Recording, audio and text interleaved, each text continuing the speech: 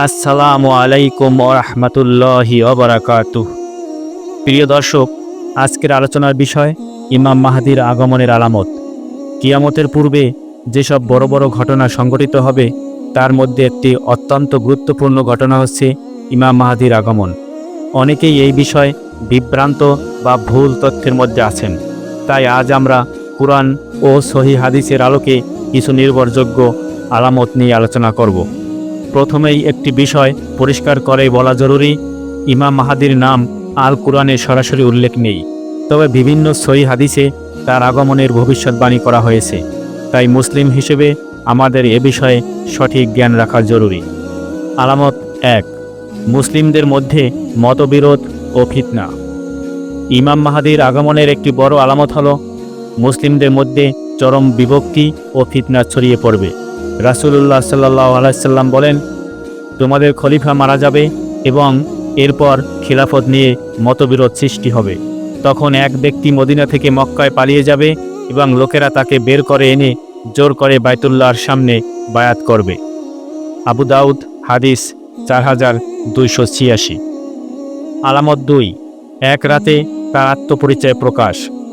রাসূলুল্লাহ সাল্লাল্লাহু আলাইহি সাল্লাম বলেছেন, মাহদী আমার বংশধর হবে, আল্লাহ এক রাতে তার ব্যাপার ঠিক করে দিবেন। ইবনে মাজাহ হাদিস 4085। অর্থাৎ হঠাৎ করেই তার পরিচয় ও নেতৃত্ব জনগণের সামনে স্পষ্ট হয়ে যাবে, যদিও তিনি নিজেকে সামনে আনবেন না। আলামত 3, জুলুম ও অন্যায়ের বিস্তার। ইমাম মাহদী এমন এক সময় আসবেন যখন পৃথিবীতে জুলুম ও অন্যায় সর্বত্র ছড়িয়ে পড়বে। মানুষ হবে হতাশ, নেতৃত্ব থাকবে দুর্নীতিগ্রস্তদের হাতে। রাসূলুল্লাহ সাল্লাল্লাহু আলাইহি সাল্লাম বলেন, তিনি পৃথিবীকে ন্যায় বিচারে পূর্ণ করবেন যেভাবে তা পূর্বে অন্যায় অবিচারে পূর্ণ ছিল। মুসনাদ আহমদ হাদিস 6469। আলামত 4, আকাশ থেকে একটি ডাক। একটি হাদিসে উল্লেখ আছে, ইমাম মাহদীর আগমনের সময় আকাশ থেকে একটি ডাক শোনা যাবে। রমজান মাসে আকাশ থেকে একটি আওয়াজ আসবে এবং এটি প্রত্যেক ভাষাভাষী মানুষ বুঝতে পারবে। এতে বলা হবে, মাহদী সত্য। আল মুস্তাদরাক হাদিস 8578। আলামত 5, বাইতুল মাকদিস ও যুদ্ধের প্রস্তুতি। ইমাম মাহদীর সময় মুসলিমরা আবার বাইতুল মাকদিসের দিকে মনোযোগ দেবে। শাম অঞ্চলে ফিতনা ও যুদ্ধ শুরু হবে এবং মুসলিম বাহিনী সেখানে জড়ো হবে।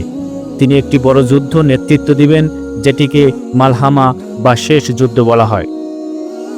আলামত 6, সফর থেকে ফিরে আসা ও বায়াত। হাদিসে বলা হয়েছে, লোকেরা মাহদীর কাছে এসে বায়াত চাইবে, কিন্তু তিনি তা গ্রহণ করতে চাইবেন না, কিন্তু জোর করে তাকে বায়াত দেওয়া হবে কাবা শরীফের সামনে। আলামত 7, দাজ্জালের আগমনের পূর্ব মুহূর্ত। ইমাম মাহদীর সময় দাজ্জাল আত্মপ্রকাশ করবে। ইমাম মাহদী তখন মুসলিমদের নেতৃত্ব দেবেন এবং পরে ঈসা আলাইহিস সালাম পৃথিবীতে আগমন করবেন ও দাজ্জালকে হত্যা করবেন। রাসূলুল্লাহ সাল্লাল্লাহু আলাইহি সাল্লাম বলেছেন, তোমাদের মধ্যে যদি কেউ মাহদীকে পায় তাহলে বরফের উপর হেঁটে হলেও তার কাছে গিয়ে বায়াত করো। ইবনে মাজাহ হাদিস 4084। প্রিয় ভাই ও বোনেরা, আমরা জানি না ইমাম মাহদী কখন আসবেন, কিন্তু তার আগমনের আলামতগুলো আমাদেরকে একটি বার্তা দেয়। আমাদের ঈমান ঠিক করা, ফিতনার সময় ধৈর্য ধারণ করা এবং সত্যের উপর অবিচল থাকা।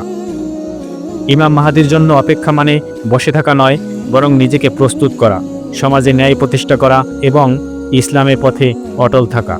আল্লাহ আমাদের সবাইকে সত্য বোঝার, তা মেনে চলার এবং কিয়ামতের কঠিন সময়ের জন্য প্রস্তুত হওয়ার তৌফিক দিন।